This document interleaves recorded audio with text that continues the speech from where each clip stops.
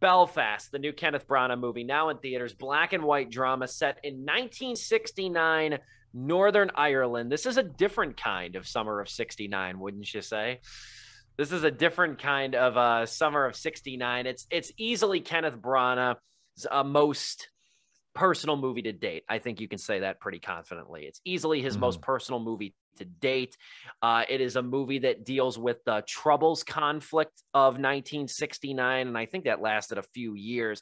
It was a few years, let's say a few decades, a few sectarian and possibly century, not the Troubles specifically, but it's a history that goes back centuries. It's an ethnocentric conflict between the Protestants and the Catholics in that region.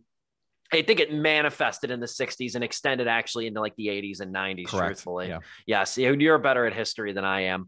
But moreover, this is a very interesting, well-made ensemble. I'm going to say this right now to Kenneth Branagh, because Lord knows he's watching. I forgive you for Artemis Fowl. I accept your apology, because this was a damn good movie, all things considered. It's a crowd pleaser, but it's not always happy. It's not always lighthearted. It's got some really, really violent moments in it. It's got some moments of jubilation. It's got some quiet moments, and it's got some moments that just smack you upside the head with violence and the sheer gravity of the conflict that was the Troubles conflict.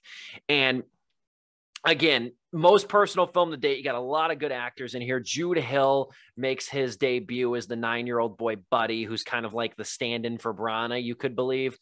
You have Jamie Dornan and Catriona Balfe as the mother and father of Buddy. You have Judi Dench and I can never say his name right. I should have looked it up beforehand. He's an Irish actor. Hinds. He is also the grandfather in the movie too. So it's a very delightful ensemble too. And I will say too, Jamie Dornan can act. He can absolutely act.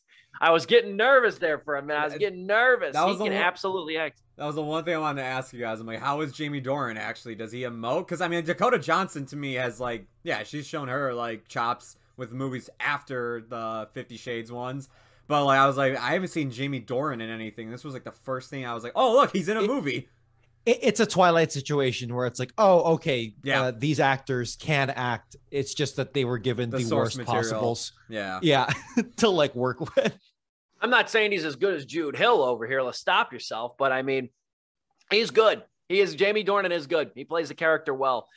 There's a handful of things we can get into, different directions we can take on this. I mean, the videography in its own, I think, deserves some attention as well. We can get into that too. But there's a lot here that's very good. And I'll throw it over to you with that, Dom. Yeah. So whenever people think about sectarian violence or religious upheaval and all that stuff, they think like the Middle East, because, post 9/11 world that we grew up in. And think, oh, the Sunni Shiite stuff, that stuff's so complicated. I don't really get it. Bro, there's a corner of the world much closer to the West, much closer to the first world, where that shit's been happening for quite a long time. And it kind of got settled. But even to this day, and with Brexit and all that stuff, it's the who knows. But to be honest with you, it goes to show that religious violence and just political upheaval, it's no stranger to anyone. It really is a universal human thing, and that is what this movie is really trying to tackle. It's really trying to put the human face. Really the kind of the standard person. Other movies that have tackled the Troubles, they like to focus on soldiers, like to focus on members of the IRA. They like to focus on people, like they have to make a choice between this and that. They have to pick a side and take part in it. And certainly there's an element of it here too in Belfast. But for the most part, it really is just watching this kid grow up, Buddy, and just try to survive. And it's through their eyes and through this family's eyes that it becomes shockingly mundane. There are parts of this movie where I actually did forget that we were in the Troubles for a moment. It doesn't let you, it's actually well constructed. Is a positive, where this movie, it does make you forget for a little bit, and it does let you revel and joy in just, hey, this is just a family here. I'm not even thinking an Irish family. This is just a regular family enjoying Christmas, enjoying, time off, enjoying time together. And, it's buoyed not just by the kids and the honest acting here, the parents, but my God, Judi Dench and I'm going to mess it up too.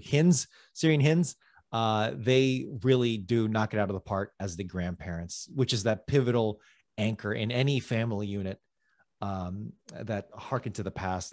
It really is beautiful.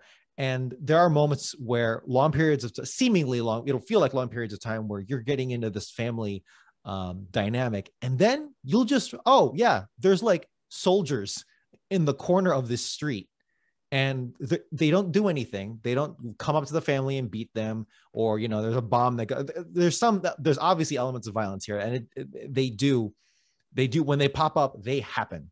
They punctuate the chapters of this story, but it's a constant presence, not just the soldiers, but just the violence, the troubles, right, in general.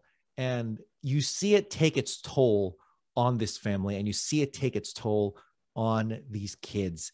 And that is a cost of war, a cost of violence, a cost of terrorism, and oppression that I think Belfast really hits. It's not as obvious. It's not as front facing for a lot of people. I imagine they might walk away with this, thinking it's more of a family drama with the backdrop of the troubles. But to be honest with you, I think this is very much a movie about the troubles, just because that is the mundaneness of it. When you're under seemingly occupation, I should mention this takes place in Northern Ireland, right?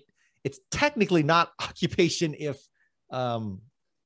it's technically your own troops, but that's up for a lot of debate. But that is the aspect of it. Just everyday survival. You could go to terrorist attacks. You could highlight the battles and the big moments, and certainly a lot of movies do that. And this movie, has moments of it, but really for the most part, it's just families living their day to day, right? It's about a guy trying to make money for his family, and just on top of the typical strains of family life, that we have it here. You just have, you've got tanks rolling through the streets every now and then, and you've got dudes with torches. I didn't know that. Where it's like, yeah, we're just going to have patrols of dudes with torches walking around. And it's like, okay, cool. That was an image there. But yeah, Steve, that's it. That is what really struck me the most about this movie. All good points. Yeah. The mundaneness, I think, is a good point, because this is a fairly, save for I would say maybe 4 scenes, this is a pretty quiet movie. Mm-hmm. It's a pretty quiet, honest, understated movie. And it's really nice in that way. I like, there's a lot of interesting things happening with the shot structure in this movie. Yes. Because a lot of the shots, especially interiors, are set on canted angles. So what that allows is you kind of get the shot on an angle where you can see what's occurring in the foreground, and you get a taste of the next room. You can see in it. You can't see completely, but it's almost like a play. You can see characters enter and exit.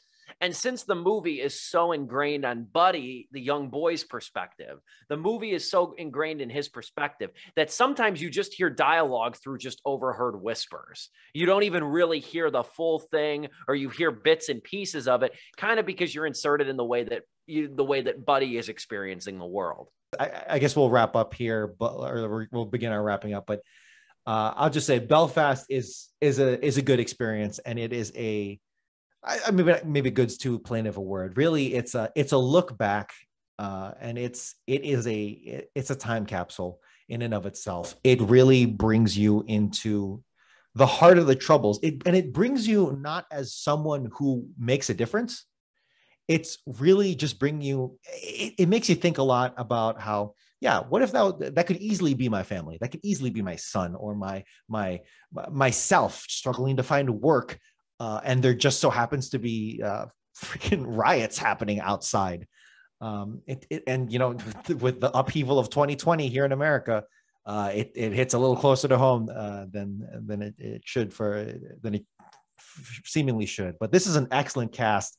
We didn't have enough time to go into this cast, but this cast was really delivering on every level. Judi Dench, always a standout, but oh my gosh, Kate Catronia, the mother, Balfi, she has a steely resolve here that is really, really engaging.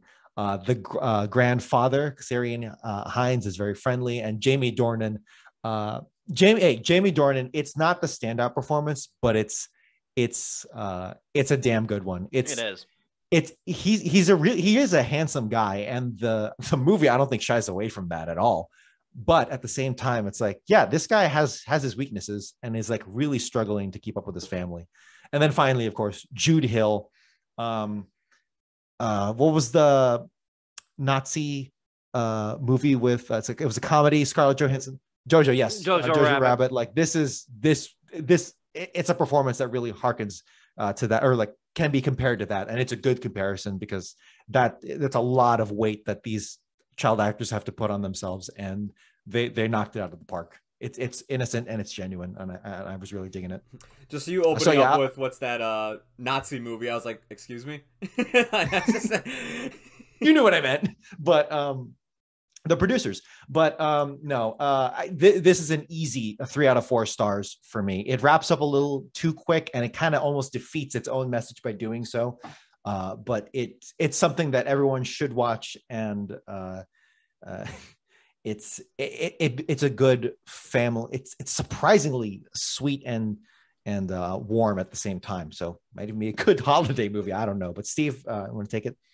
No, it does balance a lot of things very well here. Again, extreme violence coupled with just serenity, coupled with just conversation, and I think it's a hard push-pull to pull off, and Kenneth Branagh does exceptionally well. Again, Dom's right, we didn't get to really dive into the nuanced performances here, but that's exactly what they are, and that's what helps carry this movie and make it gentle yet impacting because of those nuanced performances. I think what it amounts to ultimately, though, is it's kind of a collage of beats that contribute to a devastating but pretty serene mural, because it's comedy. The balance is too achieved as well, because its comedy is as humorous as its scenes of violence are troubling. And it's like it's like this is to that as that is to this. And that's therein lies the balance here and why this works so well. There's a lot of good moments here. I think Hins as the grandfather earns a lot of laughs in this, especially when he's trying to help Buddy figure out how to talk to the girl in the class, who I also thought, just as a nice note, his crush in the class. I find it just very nice that like she's also the smartest person in the class. I find that to be very sweet and just a very gentle little touch. And I think I'm not going to ruin it, but I think Hins has a great line that's pertinent to that. It relates to the moon and how the class is segmented into like very much in the 60s, where it's like the smartest kids at the front, the dumbest kids at the back, and the kid with the lowest grades is at the back, and Buddy's trying to climb up the boys' side to get closer to the smart girl. Very sweet scene among many very good scenes. And again, that scene at the grocery store, the apex of the riots, I'm not sure I love what it leads to, but I like that climax all the more. It's a strong 3 out of 4 stars for me. It's a lot to like here. And I think Kenneth Branagh too, he's made a lot of movies over his day. He's made My Week with Marilyn. He's made obviously Thor. He's made so many movies over the years that he's kind of, I don't want to say he's a gun for hire, because he really isn't, but I don't know if he's found his personal voice in some of his projects. I think every movie has some personal touches of him, but like, as far as his story is concerned, it's really nice that he got to make this and that he made it very well, and that he kind of gave a little piece of himself with this movie too. So I love when directors can do that, and they can find that, they can achieve that finally, especially with Kenneth Branagh's sake, somebody who's worked for decades. So it's a strong 3 out of 4 stars for me. It's now in theaters. It'll probably be streaming by the end of the year, at least available to rent, but I definitely check this out. And I also was really happy to hear too, I saw an article earlier this week that the studio behind it as well is going to push Jude Hill as Best Actor. Yeah, dude. It's deserved. Universal or Focus is the one that's distributing it domestically, Universal internationally, but Focus is going to push hard for Jude Hill as Best Actor. The nomination, at least, I think is deserved. I completely agree there.